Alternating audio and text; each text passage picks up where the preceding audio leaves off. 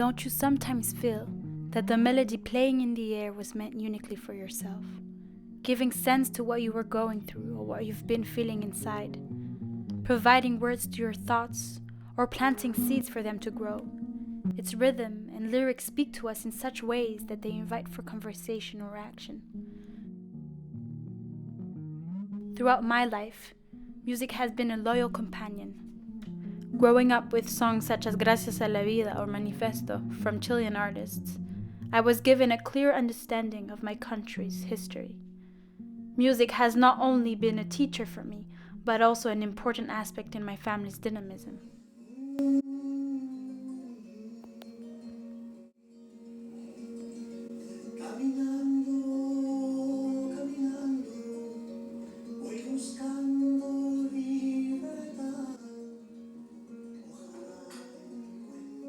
As a child, I was cradled with songs of Victor Jara, Violeta Parra, Mercedes Sosa, and many more Latin singers. My uncle, who was a self-taught guitarist, used to play us Chilean melodies. I remember them as moments of pure bliss, where we all used to sing along. My mother, a great lover of Chilean songs, used to perform in front of our family friends, because those moments for us were so dear.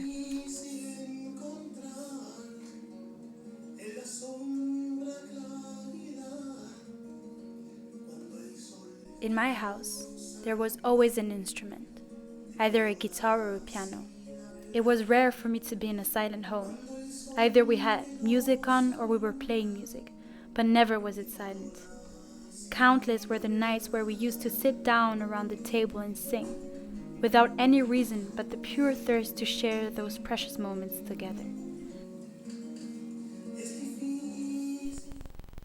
It is not only the love of music that drives us to share those moments, but also the fact that it is part of our cultural heritage. Chile prides itself of its artistic richness and history. It is a birthplace for several pioneers of Latin American resistance.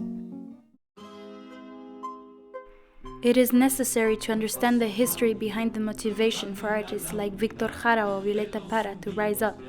Chile was finding itself in very unstable times. Extreme poverty was considerably increasing. Children were dying of hunger due to an unfair system. Exploitation was a recurrent theme in Chile during these times. The oppressed people weren't allowed to say and were ignored their rights.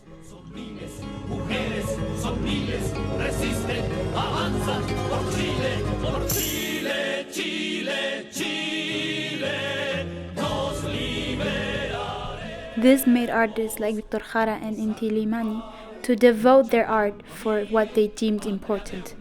Coming themselves from difficult backgrounds, they used their music as platforms to manifest the injustices and give a voice to the marginalized people in Chile.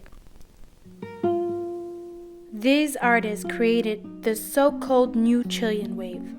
Victor Jara, being one of the most important figures of the movement, quickly became an international figure. Chile was an oppressed country among many other in Latin America. Songs like Manifesto or Te Recuerdo Amanda from Victor were quickly embraced by Latin countries as they tackled injustices that were present in their country's system.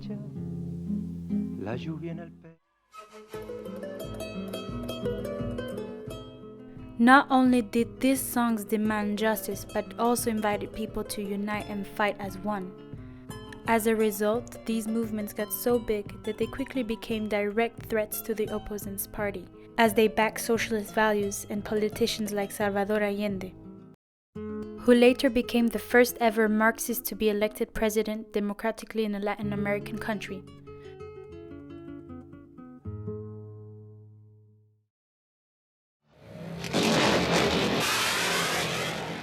In 1973, Allende was overthrown by a military coup led by Pinochet, who became Chile's dictator for several decades. This resulted in immediate oppression, deaths, tortures, and disappearances. Several were the people that backed Allende, killed and tortured.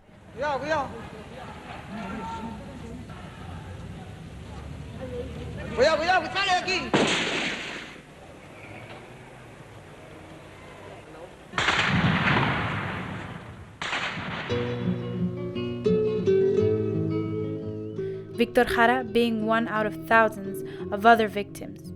My family was directly affected by this, as my uncle was also murdered in the streets, as he was part of the Revolutionary Student Committee.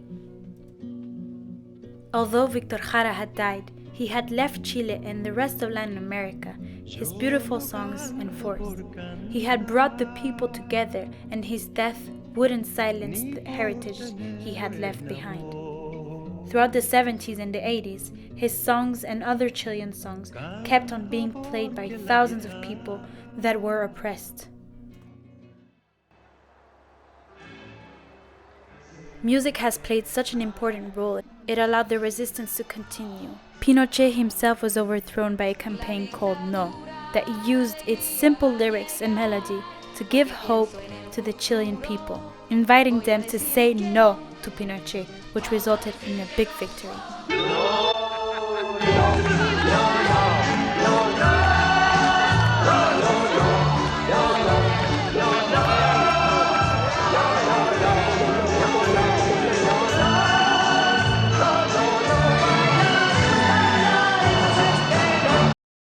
Until today, songs of Victor Jara and other Chilean artists are still played and praised because of their richness. The new artists and the people of Chile are using music and poetry to protest against all the oppressions that they're facing. An example of this is the feminist hymn that was born in Chile and is sung around the world to portray the injustices and the inequality that there is between men and women. Musicians like Portavoz, who is a Chilean rapper, use their platform to protest against the government and all the things that different classes have to go through. There are so many examples of songs and artists that have continued to portray the Chilean song in the new wave. And it is to say that Chile has kept on fighting, and it has done it in several ways, but one important being by music and art.